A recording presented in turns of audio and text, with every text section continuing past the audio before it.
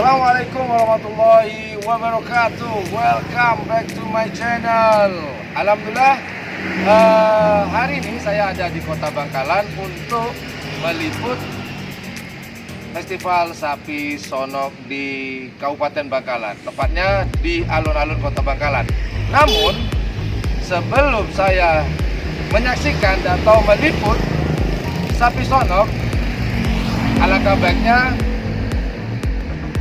perutnya diisi dulu, biar gak kelaparan, biar tidak pingsan, dan yang paling penting, biar tetap ganteng. Bener kan? Oke, nah hari ini saya ingin menikmati sarapan pagi makanan khas di Kabupaten Bangkalan. Apakah itu? Ini yang dinamakan dengan nasi serpang. Sebenarnya nasi ini tidak ada sejarahnya, atau seperti ada beberapa makanan khas dari Kabupaten Sampang seperti nasi kobel yang ada sejarahnya. Namun untuk nasi serpang ini tidak ada sejarahnya. Namun kenapa disebut dengan nasi serpang? Karena penemunya atau foundernya yaitu dari desa Serpang. Maka dari itu makanan ini disebut dengan nasi serpang. Seperti apa? Saya bikin sarapan. Namun kalau sarapan aja nggak asik ya, kalau nggak lihat prosesnya. Oke, sembari saya menikmati sarapan pagi saya, kita lihat proses pembuatan nasi serpang.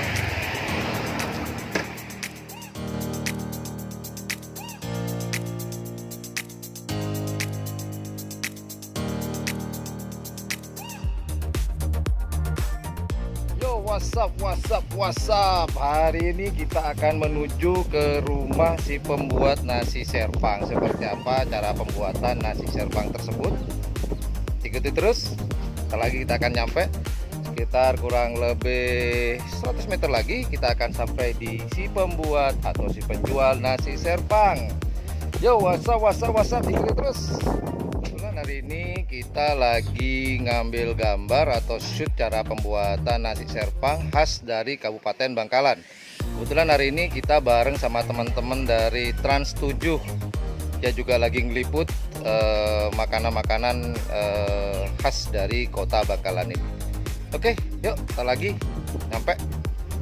Cawe.